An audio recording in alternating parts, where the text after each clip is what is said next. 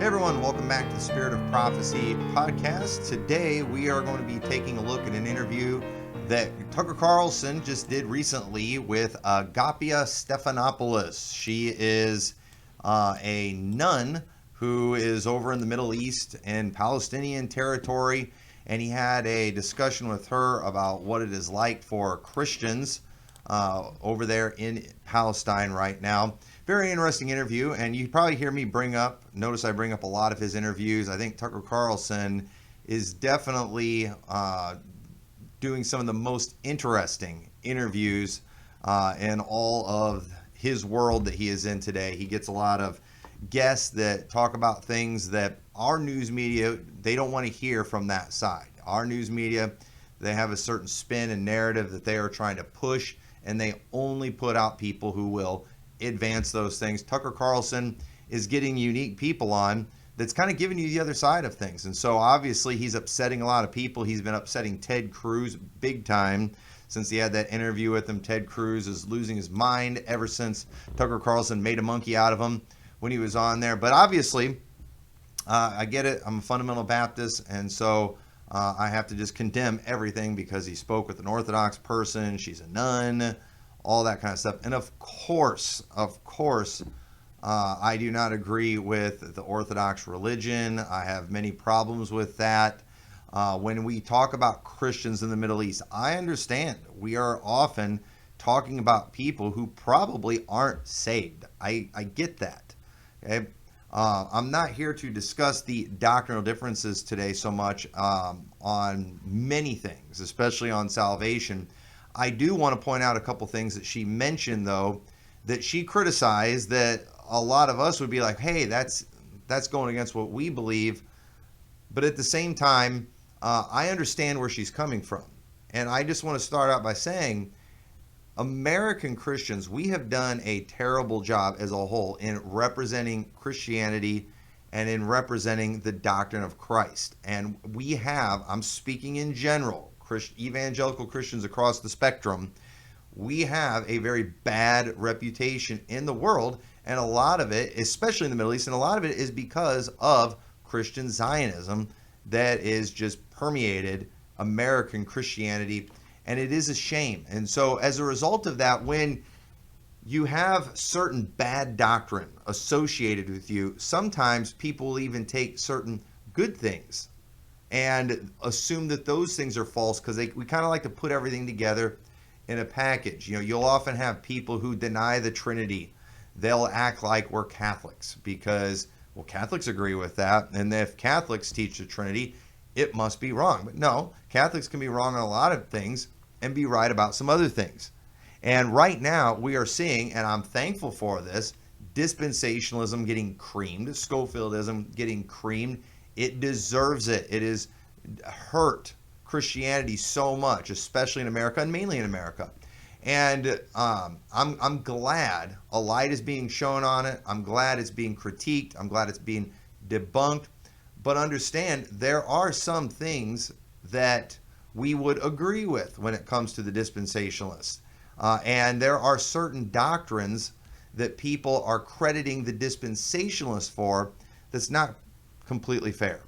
And so just as we don't like it when Catholics get all the credit for the Trinity, we shouldn't like it if dispensationalists are getting all the credit for certain things that are right. You can be right on some of these doctrines and not be a dispensationalist. And so I want to talk about what those are here in just a little bit. And so, again, even if I do not agree with the Orthodox religion, I don't want to see them getting slaughtered by the Israelis. I don't want to see horrible things happening to them over there.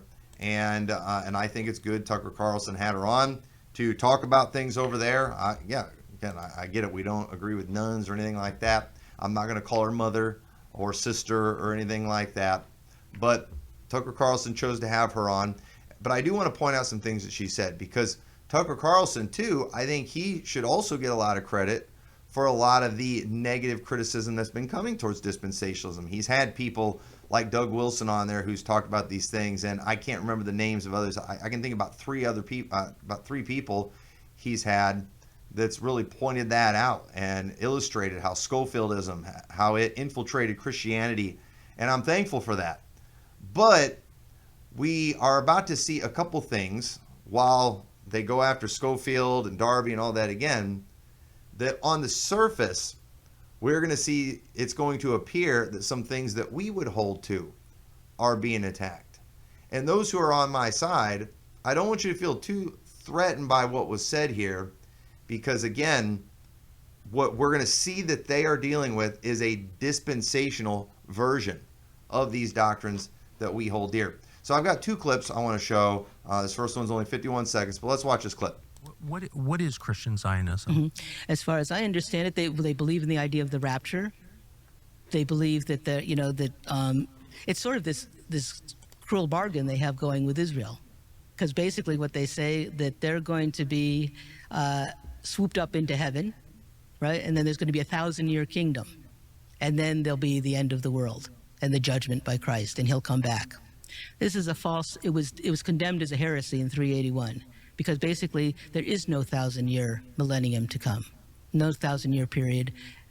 The end we are in that time period now, and so it's a false belief there. And so basically, they're arguing is that Jesus coming the first time wasn't enough. Yeah, and it's like in a way it's denying the Messiah. What? Okay, so a lot of you are going to freak out, man. She's denying the rapture. She's denying the millennium. And yeah, it doesn't seem fair because, again, we are not Christian Zionists here. We completely reject that. But she kind of credits Christian Zionism for rapture teaching. Okay? Now, let me just say, people often associate rapture theology with dispensationalism. In fact, I've had many people on YouTube comments and things from shorts and stuff when they hear me bashing dispensationalism, they're like, don't you believe in a rapture? And so because of that, they think dispensationalism is necessary to believe in a rapture. But let me just say this too. While I do believe in a coming of Christ, while I do believe what 1 Thessalonians 4 says, we're going to be caught up with them in the clouds and meet the Lord in the air, I literally believe in that. I believe that is a literal event. I will agree that much of what is associated with rapture theology for sure is false. And I say all this too because there are people out there like Chuck Baldwin who preaches against the rapture and rapture theology.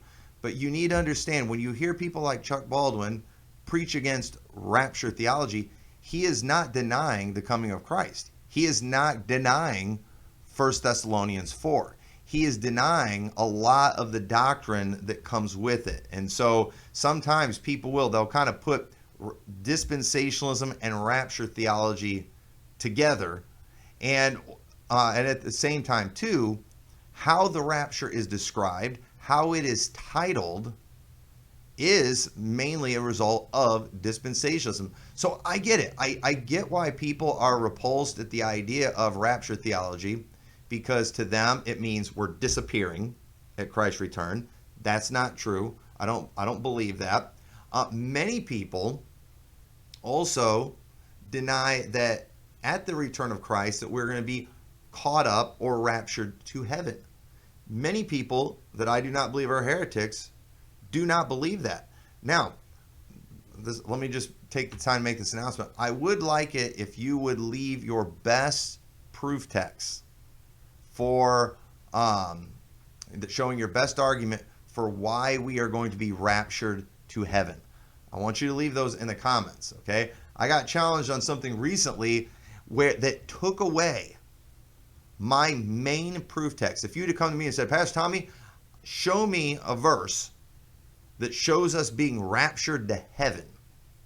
And I'm not even going to tell you what my main one was. I had a main one. It would have been my first one I went to right here.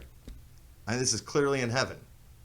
And you take another look and it's like, oh, wow, no, that's not in heaven. There is one event in Revelation that I for sure thought was in heaven that is not. It is on earth. Some people believe we're going to be raptured to Jerusalem. And us being caught up to meet him, okay, we're being caught up to meet him. Why? And we're meeting him because he is returning to earth. And when he is on his way to earth, we are going to go and meet him on his way, and then we're going to come back with him. That's what many people believe. Okay? And historically, that is what many people have believed.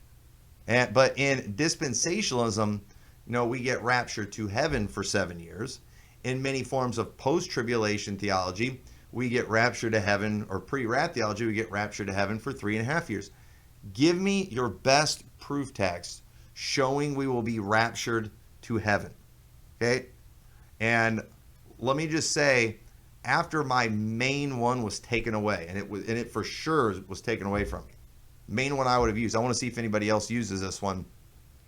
I still have several things I need to think through, but I want you to help me hang on to this idea of being raptured to heaven, okay? Because my main verse got taken away from me, and I don't want to tell you all what it is, but I hope y'all help me with that. So again, with your common rapture believers out there, they believe so many things that are wrong, and even until recently, I still believe some things that were wrong about that. There's so many scriptures that are misused, and I was misusing one of those scriptures.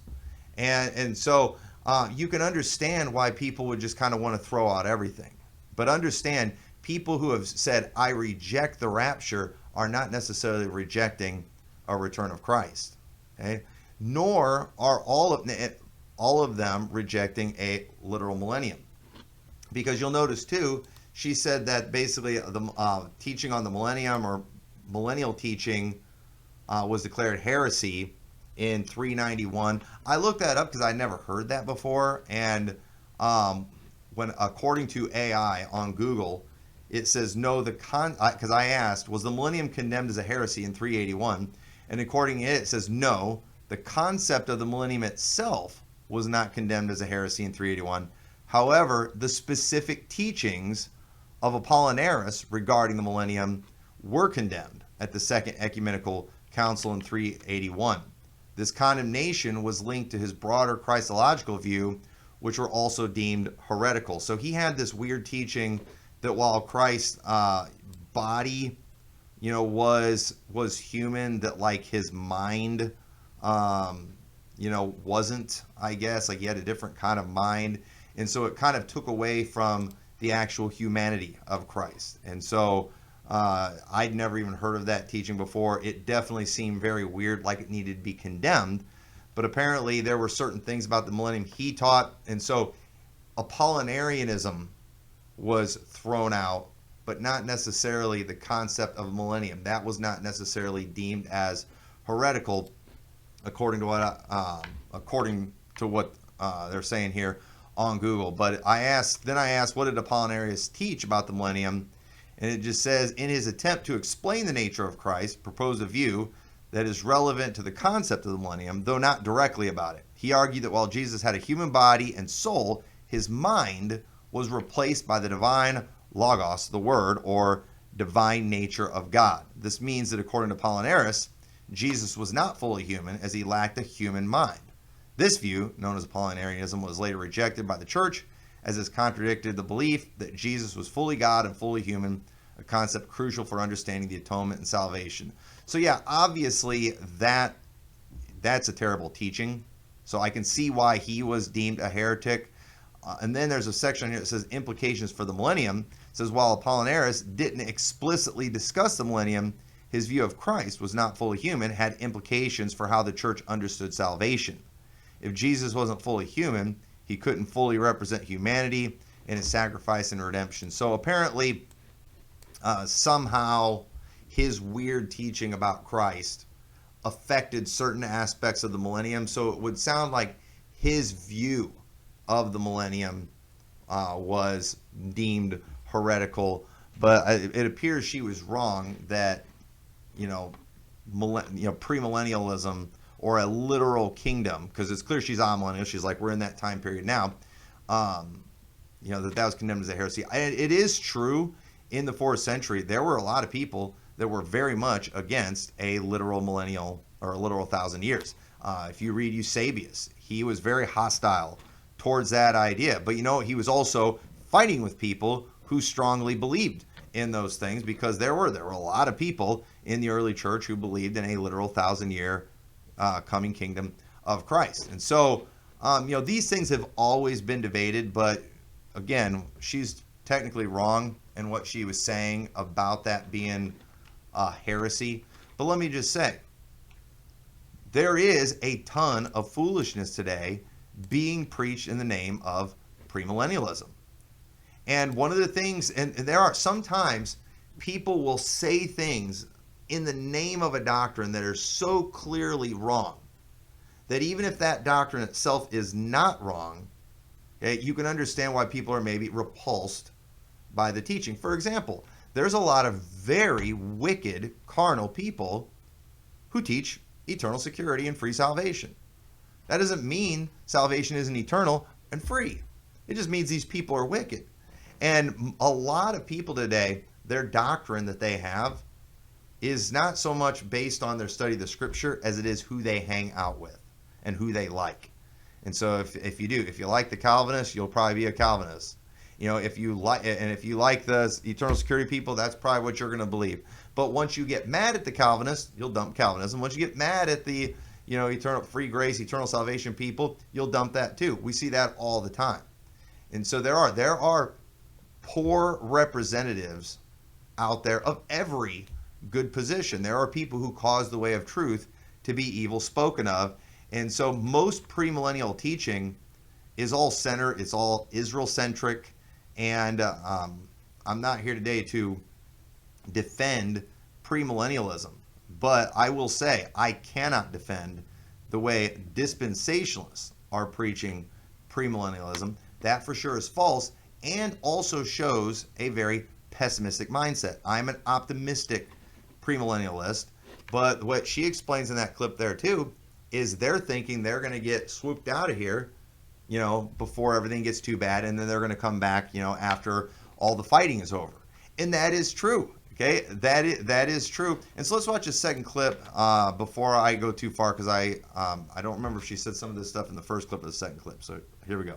I just want to say this out loud because people sort of blithely talk about it.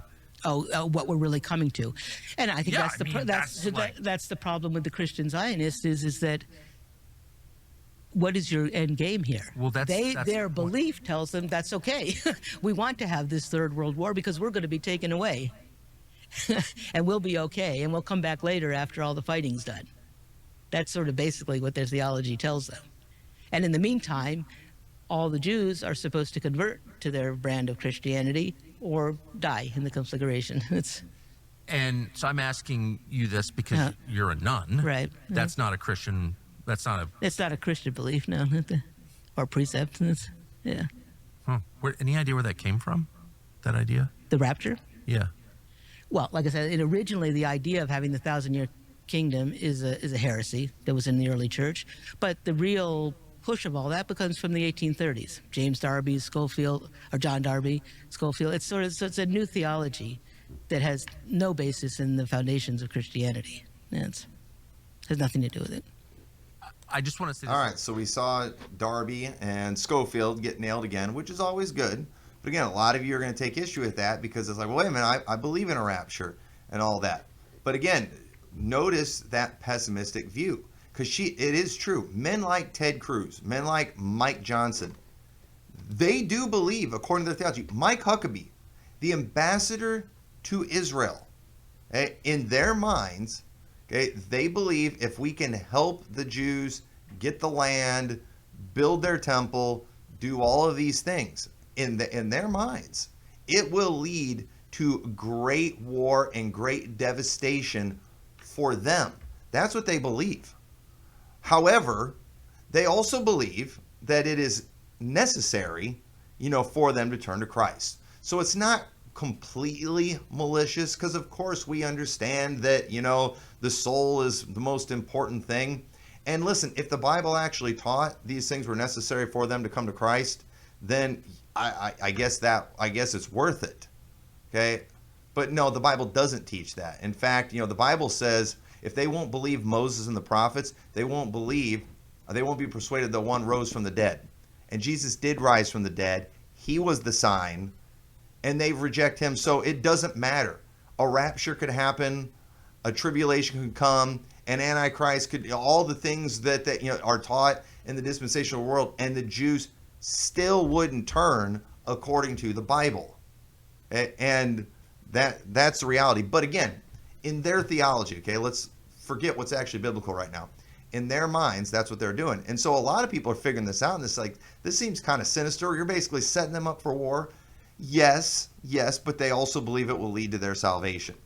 Okay, and so it's like, well, what do the Jews think about this? Well, the Jews just laugh at them, because of course the Jews don't believe in dispensationalism and the rapture and all those things. They're just like, hey, if these Christians and their weird teachings is advancing our agenda and helping strengthen us, great. So they don't take it personal, because they understand Mike Huckabee, Ted Cruz, all these people, the Mike Johnson, the things they're doing are empowering us. And they don't believe it's going to have the same results that those guys do. But at the end of the day, their agenda right now is the same. Give Israel power. Give Israel the land. Bless Israel. And so the Jews, they think the Christians are just dumb, but they're helping them. They're useful idiots. Where the Christians, I understand, they've got rough times coming, but it's because it's going to turn to their salvation. This is prophesied. There's nothing we can do to stop it. Well, actually, it's not like you say it is. So again, you can understand where non-American Christians are looking at us and looking at what we're doing in this theology, and like, man, you people are weird. And you can see why they would want to throw it all out. Because again, the Bible does not teach a pessimistic view of Christianity that basically ends in failure. That's not what we see in the scriptures. And I preached a sermon, I believe I put it on this channel too, on optimistic premillennialism. And if you read the parables, they are in fact optimistic. Now, what we have done in modern day Christianity to fit dispensational things is we have updated the meaning of optimism. We've changed the metrics on what is considered success, and we have described a view that's not consistent with what Jesus taught. Therefore, we've changed the results to basically failure. And so, no, that's not what the Bible teaches. It is actually very optimistic. So dispensational, though, it's often credited for that rapture theology.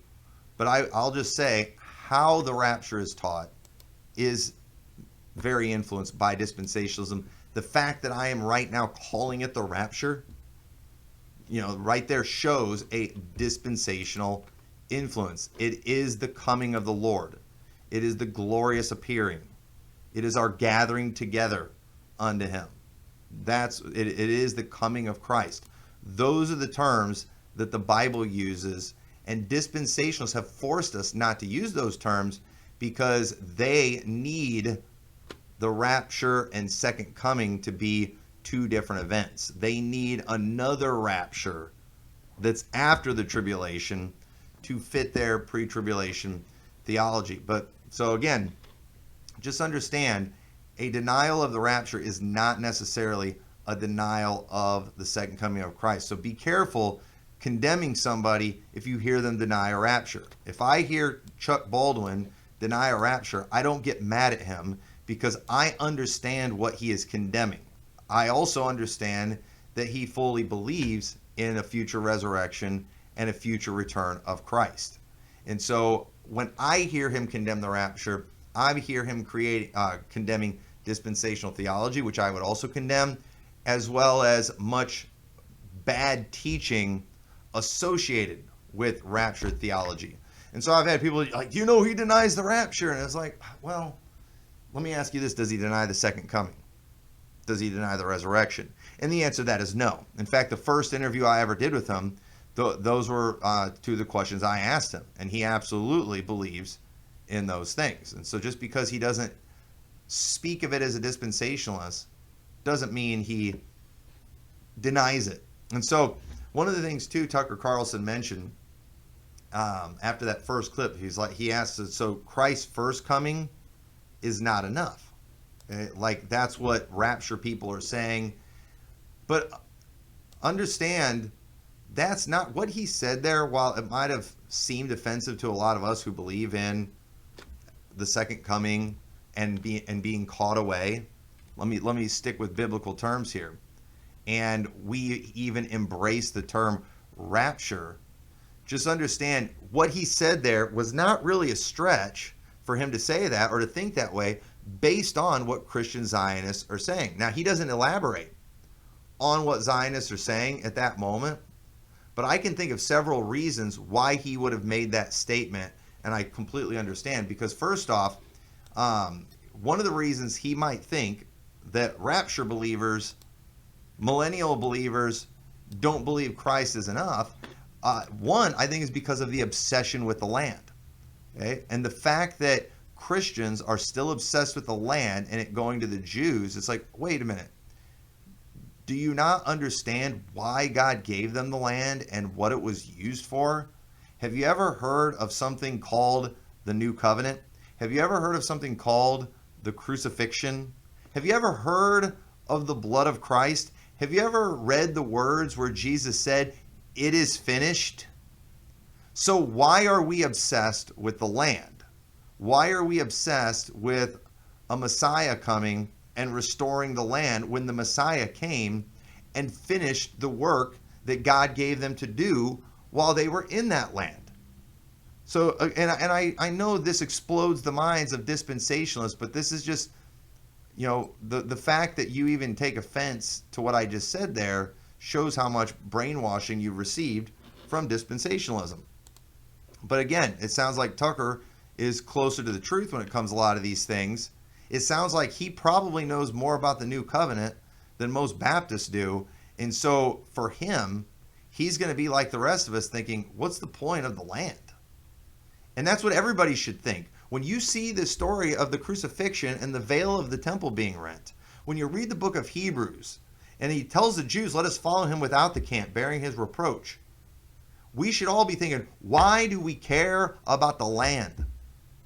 And you care about the land because of Zionism, because of bad theology, because of Schofield. You do not care about the land because of the words in our King James Bible. You don't. You think you do. But no, you're misusing those words. You don't understand the doctrine. And so people who actually understand the Bible, when they see a group of people obsessed with the Jews getting the land, I can see why they would look at that and be like, what do these people think about Jesus? What do they think he did when he died on the cross?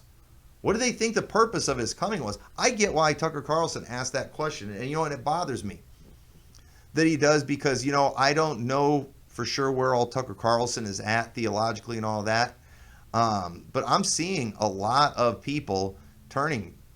Catholicism seems like it's growing. All these old traditional forms of Christianity seem like they're doing good right now. And I think it's because of all this new evangelical nonsense that's being taught.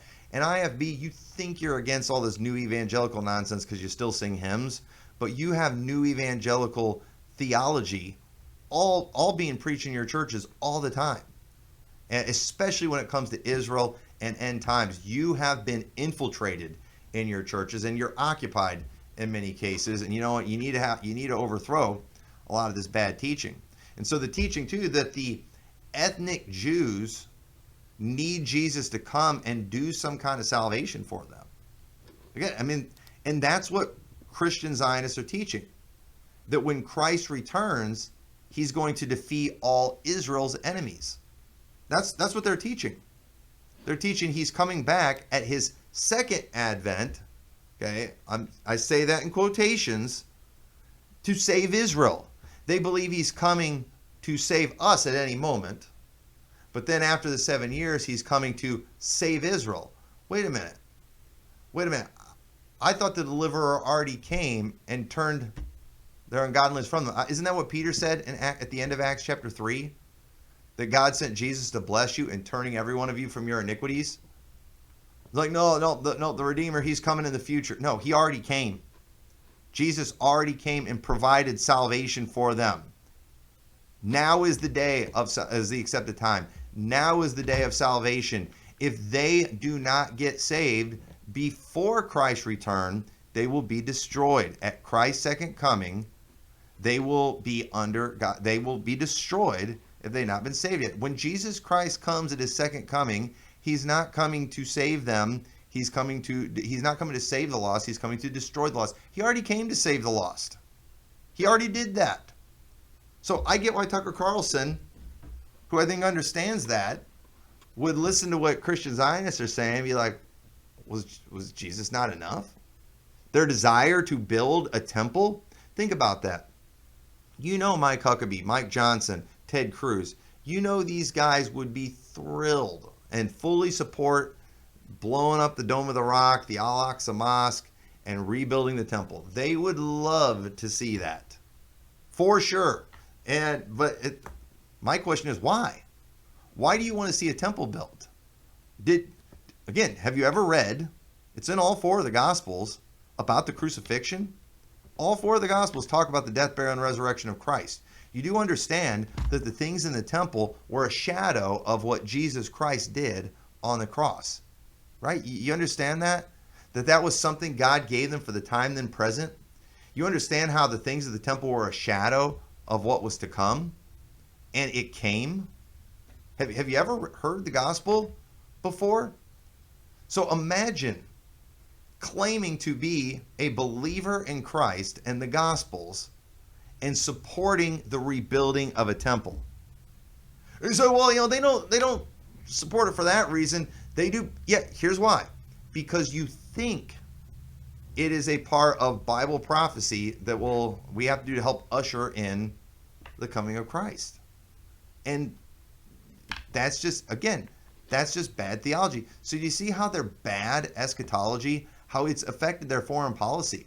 And not only has it affected their foreign policy in a bad way, but it's affected their foreign policy in a way that actually causes them to violate the clear teachings of Jesus Christ on the Sermon on the Mount.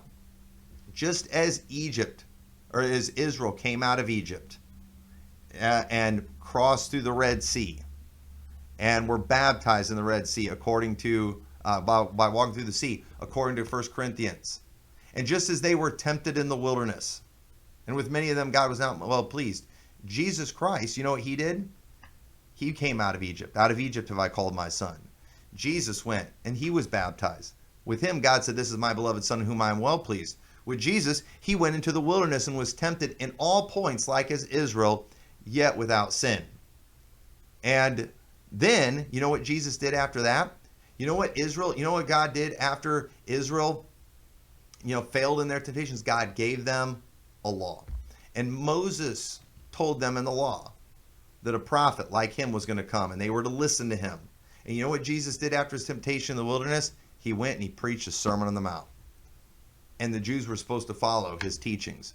We as Christians are supposed to follow those teachings. And you know one of the teachings we've seen there? Blessed are the peacemakers. Yeah.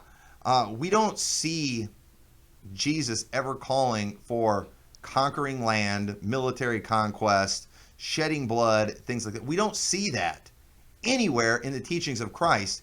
Yet Christians, so-called Christians, are supporting, land grabs, wars, funding these things. Christians are giving to these things. It's absolutely insane. And we wonder why people in other parts of the world look at us like we're crazy and like there's something wrong with us. We have done a horrible job as American evangelicals in representing Jesus Christ. In this interview, it gives us a little glimpse into what American evangelical Christians look like in the minds of foreigners and Christians. They're not saved. They're idolaters. Okay, I disagree with so many things about the Orthodox and the Catholics, as I do the Jews. But when I was over in Israel, I remember when you go into the Christian quarters, you can kind of understand why Jews and Muslims are so hostile towards Christianity when that's the representative of it. there's so much idolatry, which both those religions are against that. But I can understand too why Jews and Muslims would look at American Christianity and be repulsed by it because of all the Zionism that's in there. I can also understand why the Catholics and the Orthodox and these other countries would look at American Christianity, and while we condemn their idolatry, they can condemn just weird teaching on the rapture, Zionism. So that the thing is, like, yeah, they've got problems, so do we.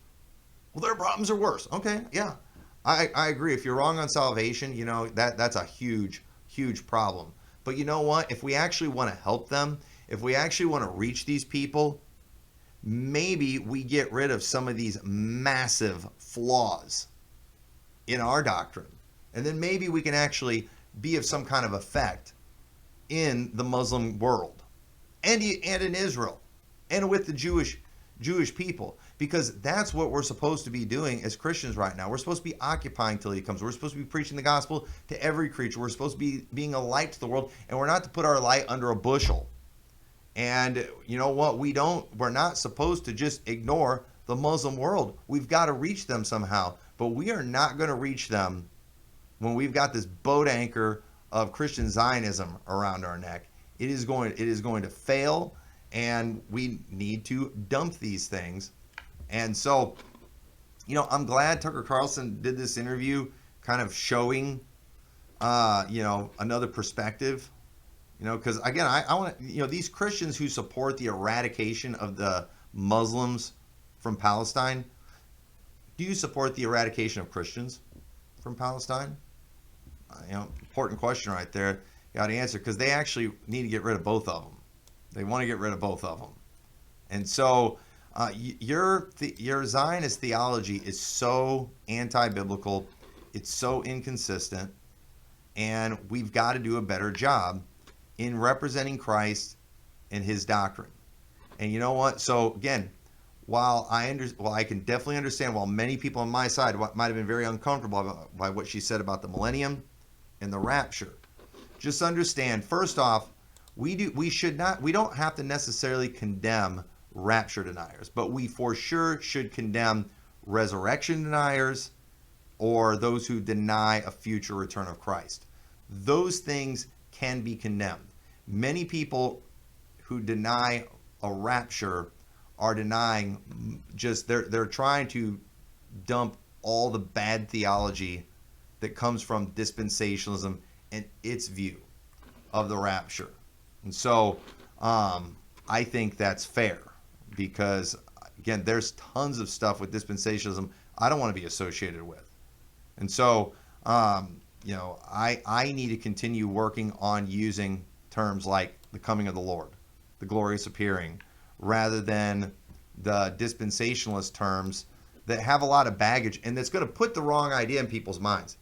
Because again, if I was talking to that nun, if I had a chance to witness to her and talk to her about our religious differences, and she asked me if I believe in the rapture, you know what I would tell her? No. You know why? Because if I said I believe in the rapture to her, it's going to put the wrong idea in her mind about what I believe. Now, what I would tell her, I do believe in the return of Christ someday. I do believe in a future resurrection. I absolutely believe in that. I believe we're going to be caught up to meet in the clouds to meet the Lord in the air. I absolutely believe that. And so, you know, but then also what she said about the millennium, I take issue with that. I think she's just wrong about that.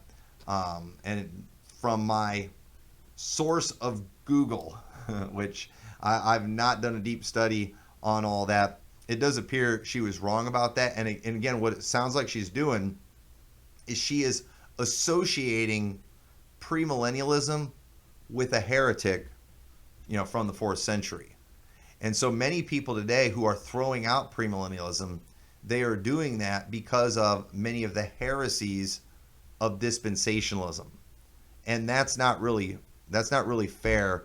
We should not just see premillennialism and dispensationalism as synonymous. That would be like, too, you know, you should not accuse me of being a Ruckmanite for being premillennial because Peter Ruckman was a heretic. That's not fair. Obviously, I would teach premillennialism very differently than he would.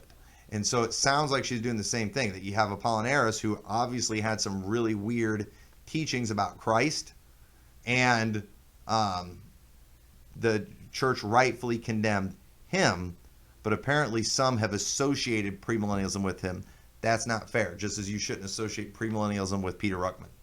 So hopefully, that helps you just kind of understand some of these things. And I did want to comment on that. And I want to just tell people in my audience, don't freak out too much by those who deny a rapture. And again, as far as the millennium goes, that has always been a dispute. Premillennialism, amillennialism, postmillennialism, that's always been a dispute for, at least for sure since the 4th century, without a doubt. And people can disagree on that. They can. And premillennialists, we often refer to amillennialists as heretics. And most amillennialists won't refer to us as heretics. She did. That wasn't nice. Now, if all premillennialists believed that Jesus Christ didn't have a human mind, well, then it's like, okay, yeah, premillennialists are heretics. But not because of their view of the millennium, because of their view of Christ. That would for sure be heretical. So anyway, I hope this was a help to you, and I hope that we will do a better job of representing Christianity in the world, and stop letting Zionists be the face of American Christianity. We definitely need to fix that. We got to get that right. So keep condemning these things, and keep on spreading truth and getting these things right. And also leave in the comments your best proof text showing us that we get caught up to heaven, to the third heaven. Give me your best proof text for that. And I would like to have a public square live stream on that subject. And I would like to throw out some challenges on there. Not saying I don't believe it. I'm just saying my main proof text is gone. And so I've got to go check a few other things now, because I had that pretty set in my mind. But it's just like, when you lose your main proof text, what are you going to do after that? So either way, okay, I don't care how it plays out, because one said, well, this is super important whether we get raptured to heaven or earth. Not really, because you know what it says in 1 Thessalonians 4? It says, and so shall we ever be with the Lord. So you know what? If he's not in heaven, I would rather be on earth where he's at.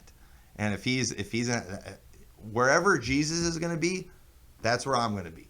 And I'm okay. And I'm okay wherever that is. Even if it was Mars, I'd be okay with that.